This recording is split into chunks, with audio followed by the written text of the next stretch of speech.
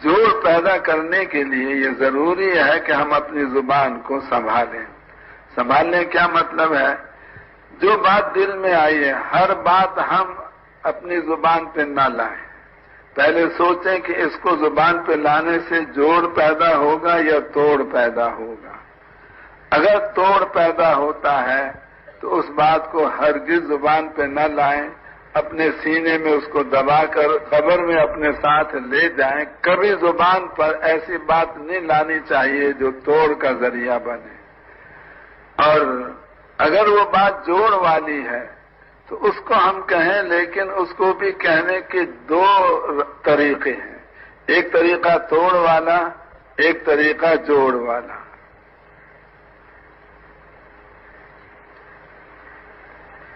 مثلا ایک آدمی کو ہم یوں کہتے ہیں کہ آپ کے والد محترم تشریف لائے ہیں، آپ باہر آ کے ان کو ملیں. تو یہ ٹوٹا ہوا آدمی بھی اس عنوان سے ہمارے ساتھ جڑ جائے گا. اور یہ بھی ہم کہہ سکتے ہیں کہ آپ کی والدہ کے خاوند آئے ہیں، آپ کی اماں جان کے خاوند آئے ہیں، یہ بھی ہم کہہ سکتے ہیں، کیونکہ باپ جو ہوتا ہے وہ ماں کا خاوند ہوتا ہے.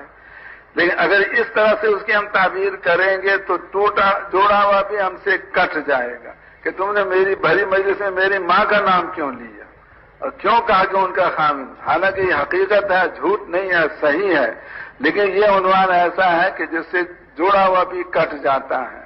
تو آج ہم لوگ یعنی صحیح بات کو کہتے ہیں مگر ایسے انداز سے کہتے ہیں جس سے توڑ پیدا ہو جاتا ہے. اور حضرت ابوبکر رضی اللہ عنہ کی ایک بڑی صفت یہ تھی کہ وہ توڑ والی بات کا جواب بھی جوڑ والے عنوان سے دیا کرتے تھے. یہ حضرت ابوبکر کے بعد بہت زیادہ ہمیں سیکھنے کی ضرورت ہے، کیونکہ ہمیں پتہ نہیں لگتا کہ ہم توڑتے لوگوں کو زیادہ ہیں یا جوڑتے زیادہ ہیں. یہ جتنے ہم ذمہ دار ہیں مختلف مرکزوں میں اور شورا والے، اب ہمیں اس دنیا میں تو کوئی ہم سے حساب کتاب لے نہیں سکتا کہ تم نے توڑا زیادہ کو یا جوڑا زیادہ کو. مثلا اب رائے گڑھ میں ہم لوگ رہتے ہیں، اب ہماری بے حکمتی اور ہماری بد اخلاقی کی وجہ سے ایک آدمی یہ سوچ کے کہ بھئی اب یہ تو احسان نے میرے ساتھ بہت برا رویہ اختیار کیا ہے، میں تبلیغ بھی چھوڑتا ہوں، راوین بھی نہیں آؤں گا، کبھی اس کام میں نہیں چلوں گا.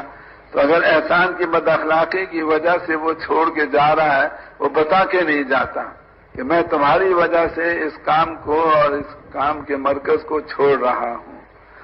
اور جو ہماری بد اخلاقی کے باوجود ہم سے جڑے ہوئے ہیں وہ ہم کو نظر آ رہے ہیں، ماشاءاللہ لاکھ سوا لاکھ کا مجمع بیٹھا ہوا ہے، اور جو ہماری بد اخلاقی کی وجہ سے چھوڑ کے چلے گئے وہ ان کا ہمیں پتہ نہیں. لیکن کل قیامت کے دن ہر پرانے کو حساب دینا پڑے گا کہ آپ نے جوڑا زیادہ کو یا توڑا زیادہ کو، لگایا زیادہ کو یا بھگایا زیادہ کو. اس دنیا میں تو انسان بولنے کا زور لگا کر اگلے کو مطمئن کر سکتا ہے کہ میرا قصور نہیں، جانے والے کا قصور ہے. لیکن کل قیامت کے دن کوئی آدمی کی بات اللہ کے سامنے چل نہیں سکے گی. اس لیے اس حساب کے پیش ہونے سے ہم سب کو اپنا دامن بچانا چاہیے کہ اللہ ہمیں ان میں سے بنائے جو لگانے والے ہوں اور ان میں سے نہ بنائے جو بھگانے والے ہوں. اب حضرت ابوبکر کے پاس دو صحابی آئے کہ رسول پاک علیہ الصلوۃ والسلام نے ہمیں زمین دی تھی، آپ حضور کے خلیفہ ہو، آپ بھی ہمیں زمین دو. تو حضرت ابوبکر نے ساتھی جتنے موجود تھے ان سے مشورہ کیا، سب نے کہا کہ دے دو. تو چنانچہ پرچہ بنا کے لکھ دیا فلاں زمین ہم نے فلاں دو مسلمان صحابی کو دے دی، اور فرمایا کہ حضرت عمر ہماری اس مجلس میں نہیں ہے، لہذا چلے جاؤ لے کر پرچہ اور ان سے کہو وہ بھی گواہی اس پہ اپنی ڈال دے. اب وہ گئے، حضرت عمر نے پڑھا، پڑھتے حضرت عمر کو آ گیا غصہ، اور فرمایا حضور نے تمہیں دیا تھا کیونکہ اس زمانے میں اسلام کمزور تھا، آج اسلام طاقتور ہو چکا، تمہیں دینے کی کوئی ضرورت نہیں ہے. اور تھوکا اس پرچے پر، پھینک دیا زمین پر، لے جاؤ اپنا پرچہ.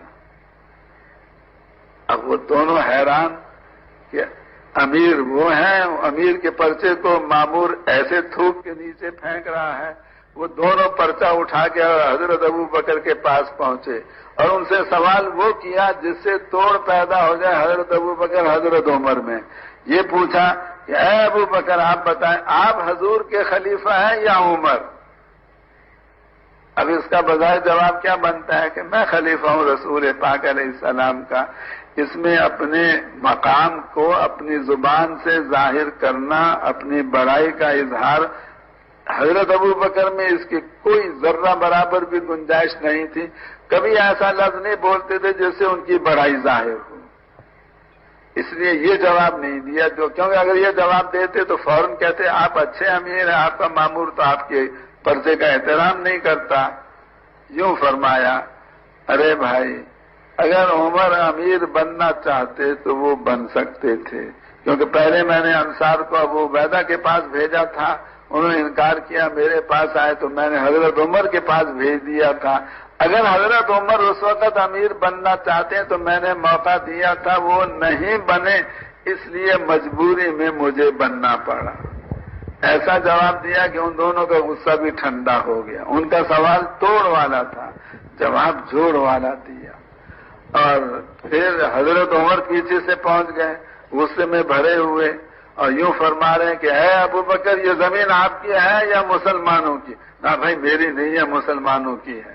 تو آپ نے مشورے کے بغیر کیسے دے دی؟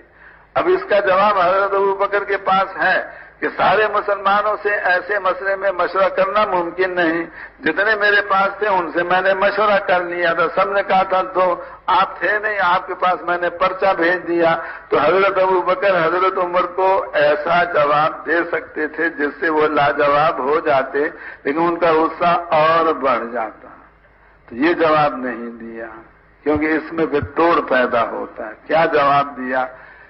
اے عمر میں نے اسی لیے آپ سے کہا تھا کہ آپ خلیفہ بن جاؤ، میں کمزور ہوں، لوگوں سے دب جاتا ہوں، آپ طاقتور ہو، آپ لوگوں سے نہیں دبتے۔ تو ایسا جواب دیا کہ جس سے حضرت عمر کا بھی غصہ ٹھنڈا ہو گیا۔ سوال توڑ والا اور جواب اس کا جوڑ والا۔ آج امت کے بے شمار ٹکڑے ہو چکے ہیں اور جو امت کو تقسیم کرتا ہے، کچھ کو اپنا سمجھتا ہے، کچھ کو غیر سمجھتا ہے، وہ رسول پاک علیہ السلام اور صحابہ کی محنت پر پانی پھیرتا ہے اور امت پنے کو وہ ذبح کرتا ہے۔ اس لیے اللہ ہمیں ان میں سے نہ بنائے جو امت میں توڑ پیدا کرنے والے، اللہ ہمیں ان میں سے بنائے جو امت میں جوڑ پیدا کرنے والے ہوں۔ کیوں بھائی یہ صفت اپنے اندر پیدا کریں گے نا انشاءاللہ۔ پہلے تولو پھر بولو، ہر بول سے پہلے سوچیں کہ یہ بول جوڑ والا ہے توڑ والا ہے۔ اگر جوڑ والا ہے اس کو اس انداز سے بیان کریں جس سے جوڑ پیدا ہو، ورنہ جوڑ والی بات کو بھی آدمی توڑ والے الفاظ سے کہہ سکتا ہے۔